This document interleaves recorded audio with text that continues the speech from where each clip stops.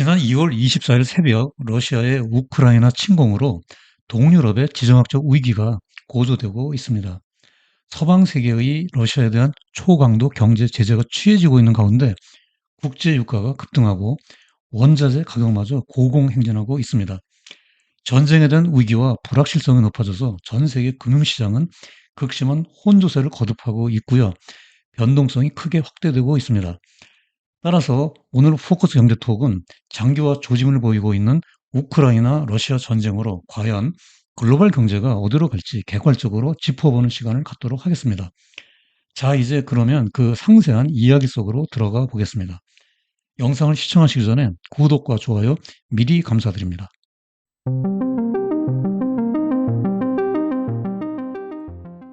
안녕하세요. 포커스 경제톡의 우보 박사입니다. 현재 우크라이나의 지정학적 위기가 초래된 배경을 알아보기 위해서 먼저 부다페스트 협약으로 거슬러 올라가 보겠습니다.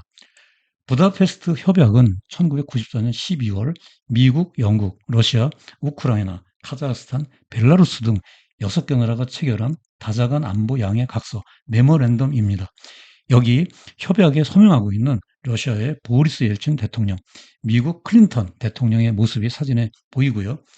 1991년 구소련 해체 당시 우크라이나는 전 세계 3위의 핵 보유국이었습니다. 하지만 핵무기 발사 코드는 러시아가 가지고 있었고 막대한 보관비만을 부담해야 했기 때문에 핵을 포기하기로 했습니다. 그 대신에 유엔 안보리 상임 이사국들로부터 군사적 안전과 경제적 지원을 받는다는 실리를 택했습니다. 그러나 부다페스트 협약은 조약이나 협정이 아닌 양해각서라서 국제법상 효력이나 구속력이 없다는 비판을 꾸준히 받아왔습니다.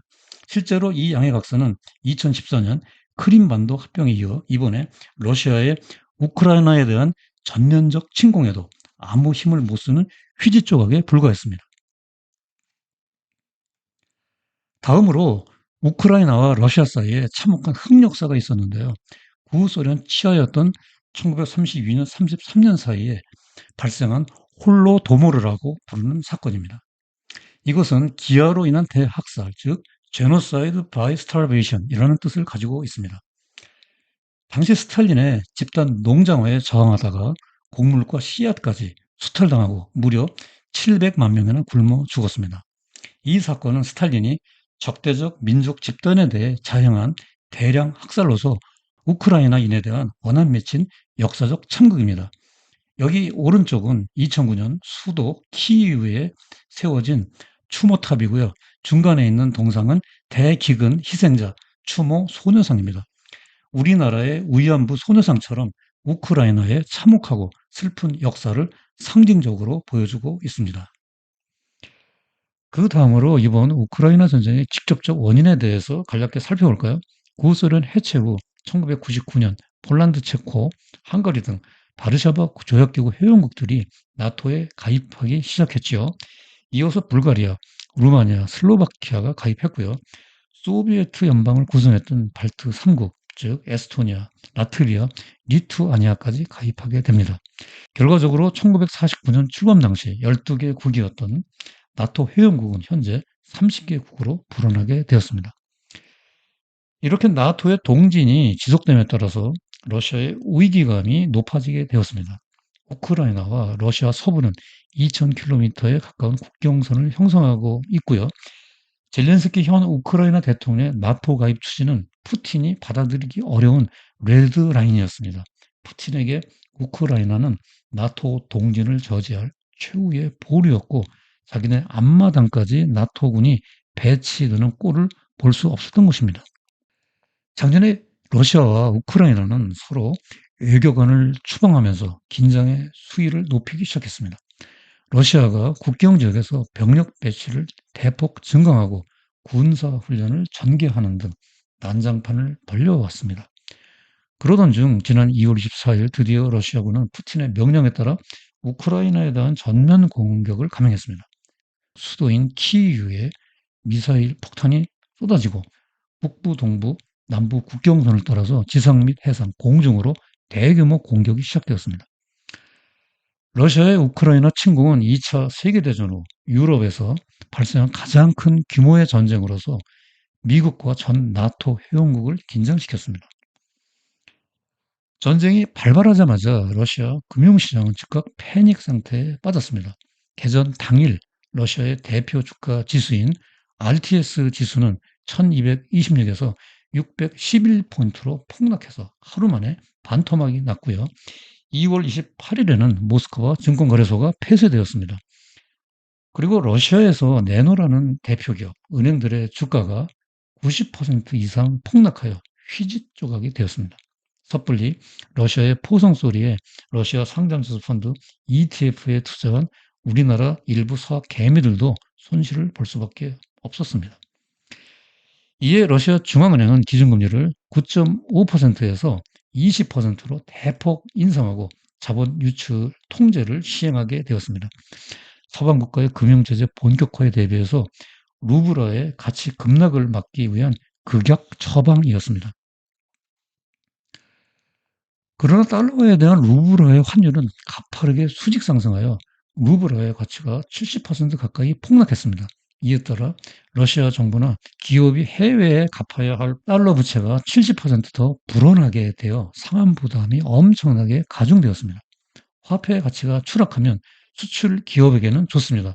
그러나 석유와 무기 이외에는 수출할 게 별로 없는 러시아는 환율 폭등에 따른 혜택이 거의 없었습니다.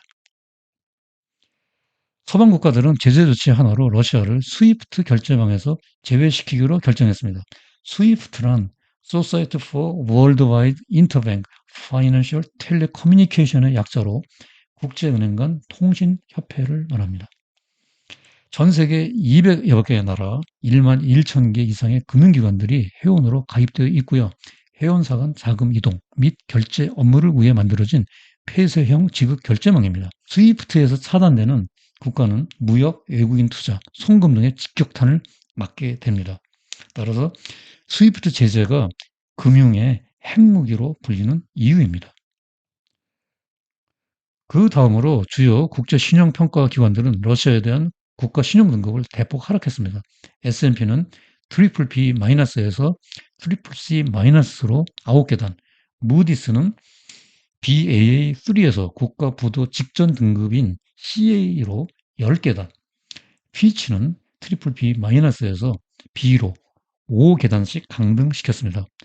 국가 신용 등급이 하락하면 해외에서 채권을 발행할 때나 채권을 빌려올 때 고금리가 적용되어 해외 차입에 난항을 겪게 됩니다. 이상과 같은 요인들로 인해서 러시아의 국가 부도 위험이 크게 높아졌는데요.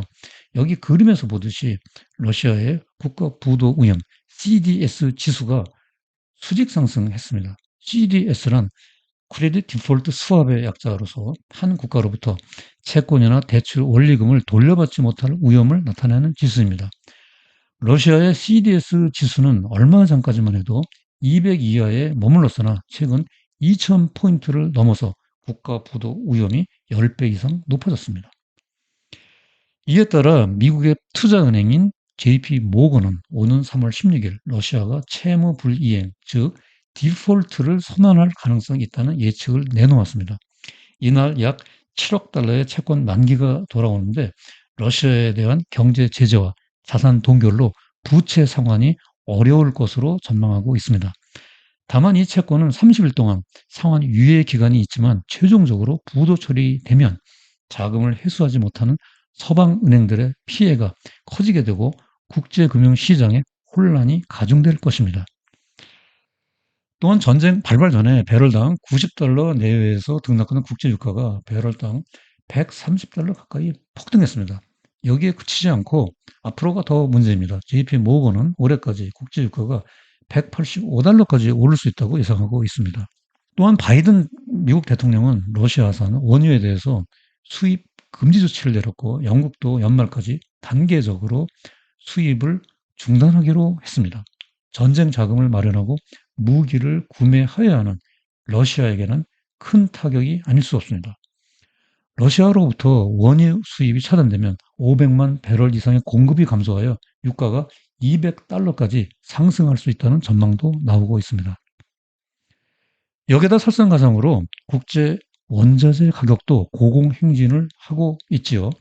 니켈, 구리, 리튬 등 비철금속은 물론 밀, 옥수수, 곡물 가격도 천정부지로 치솟고 있습니다.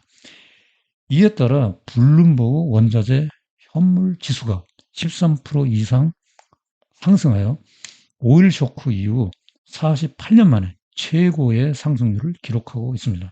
S&P 원자재 지수도 20% 이상 급등하였습니다. 코로나 대유행으로 생산과 공급망에 차질이 생긴 데다 우크라이나 전쟁이 기름을 붓고 있는 모습입니다. 다음으로 미국 월스트리트로 눈을 돌려보겠습니다. 뉴욕 증시는 40년 이래 최고의 인플레이션과 테이퍼링, 양적 긴축 이슈로 연초부터 하락 조정을 받아왔습니다. 여기에다 우크라이나 전쟁 발발은 약세를 면치 못하던 뉴욕 증시를 더 꽁꽁 얼어붙게 만들었습니다. 금년 들어 3월 8일까지 YTD, 즉 Year to Date라고 하죠. 뉴욕 지수의 주가 지수는 다우존스 10.2%, S&P 500 12.5%, 나스닥 종합 18.2% 각각 하락했습니다. 월가의 전문가들은 이전 고점에 비해서 10% 이상 하락하면 조정장, 20% 이상 하락하면 약세장으로 분류합니다. 이러한 관점에서 이미 S&P 500 지수와 다우존스는 조정장, 나스닥 종합지수는 약세장에 진입했다고 볼 수 있습니다. 한편 우리나라 증시도 고전을 면치 못하고 있는데요. 작년 7월 3,305포인트 최고점을 기록했던 코스피는 금년 들어서만 11% 하락했고요. 2,600선까지 내려왔습니다. 작년 8월 1,060포인트까지 올라갔던 코스닥도 금년 들어 11.8% 하락하여 880선까지 주저앉았습니다. 원달러 환율도 1,230원대로 치솟아 원화 가치가 급락하고 있습니다. 주가 하락, 유가, 원자재 가격 폭등, 고물가에다 환율까지 치솟아 국내 금융시장도 극심한 혼조세와 커다란 변동성을 보이고 있습니다. 뉴욕 월가 투자자들의 심리적 공포 정도를 나타내는 시카고 옵션 거래소 변동성 지수 빅스는 36.45로 껑충 뛰어 올랐습니다. 통상 빅스 지수가 30을 돌파하면 시장의 공포가 고조되었다는 것을 의미합니다. CNN 방송의 공포 탐욕 지수도 극심한 공포 구간인 13을 가리키고 있습니다. 이러한 상황에서 금, 장기국채, 달러 등 안전 자산에 대한 선호가 뚜렷해지고 있습니다. 이에 따라 온스당 금값이 2,000달러 선까지 급등하고 있고요.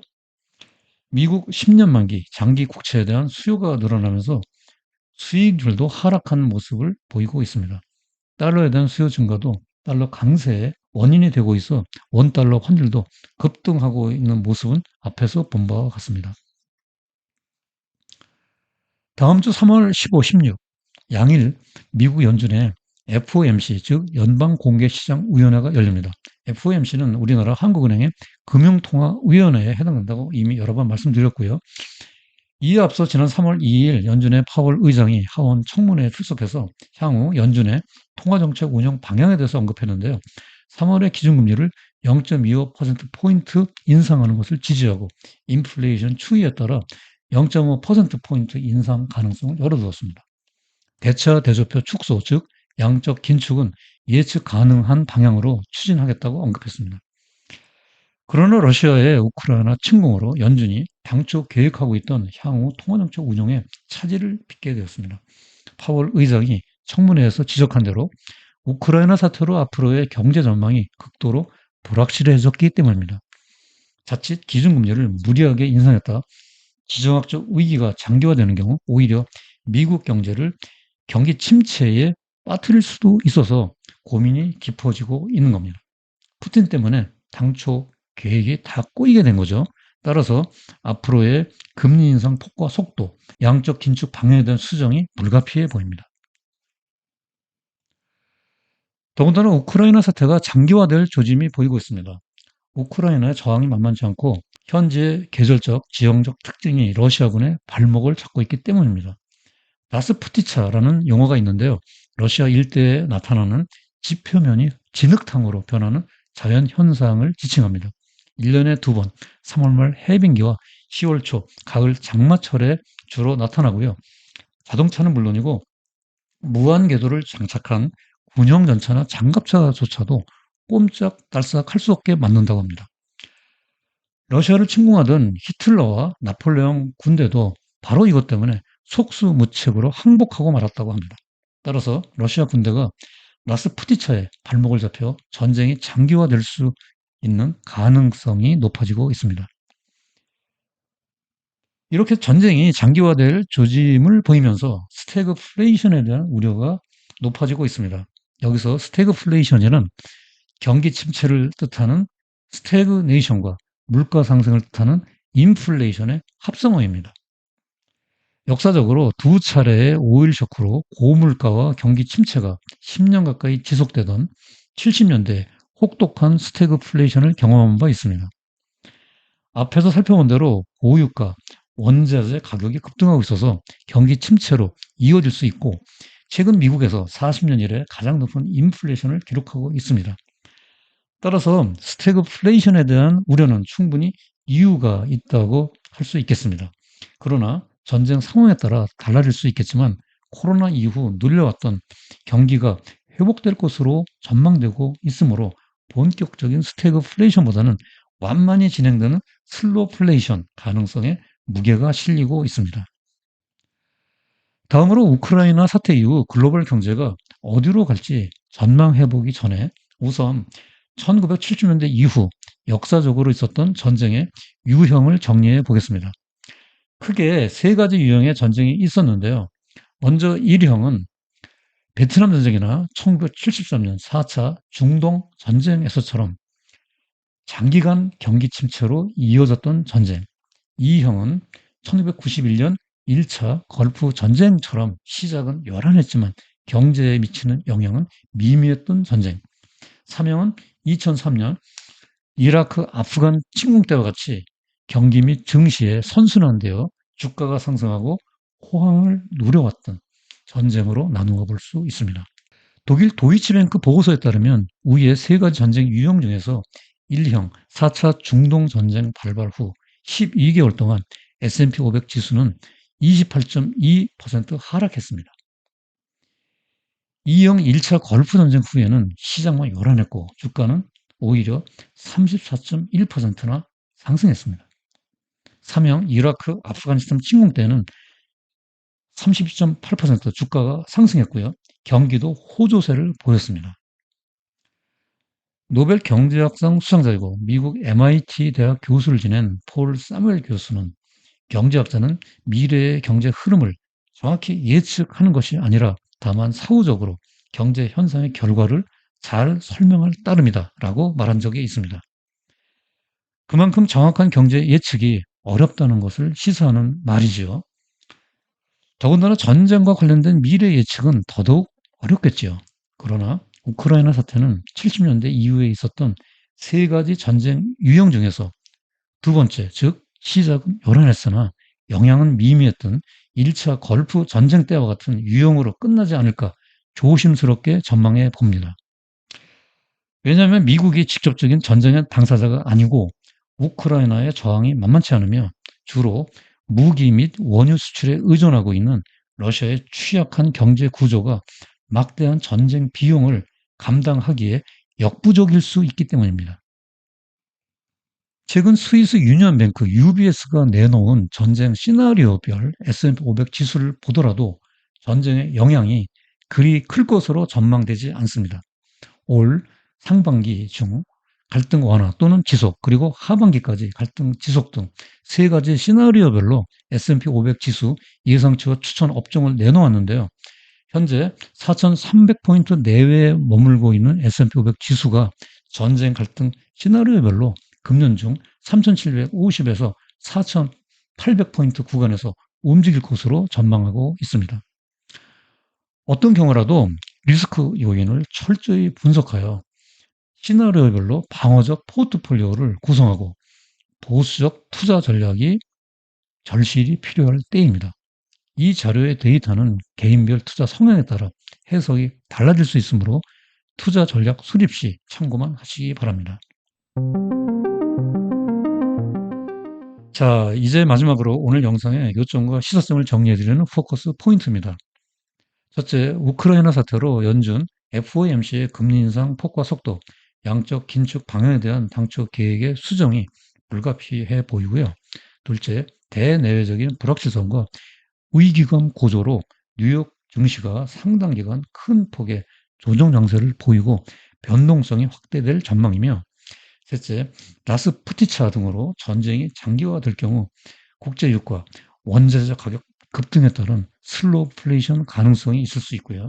넷째, 역사적으로 전쟁 유형을 볼 때 우크라이나 사태는 1차 걸프 전쟁 때처럼 시작은 요란했으나 글로벌 경제에 영향은 그리 크지 않을 가능성이 높으며, 마지막으로 다섯째, 금융시장의 리스크 요인을 철저히 분석하여 전쟁 시나리오별로 방어적 포트폴리오를 구성하고 보수적 투자 전략이 절실히 필요할 때다라고 정리할 수 있겠습니다. 자, 오늘 포커스 경제톡에 보내드린 우크라이나 러시아 전쟁, 글로벌 경제 어디로 가나에 대한 이야기 재미있게 시청하셨나요? 오늘 영상의 내용에 궁금한 점이 있으면 댓글로 질문을 꼭 남겨주시기 바랍니다. 포커스 경제톡은 여러분들의 지속적인 성장과 행복한 경제 생활을 항상 응원합니다. 앞으로도 더욱 유익하고 재미있는 영상으로 시청자 여러분들을 찾아뵙겠습니다. 여기 끝까지 시청해 주셔서 대단히 감사합니다.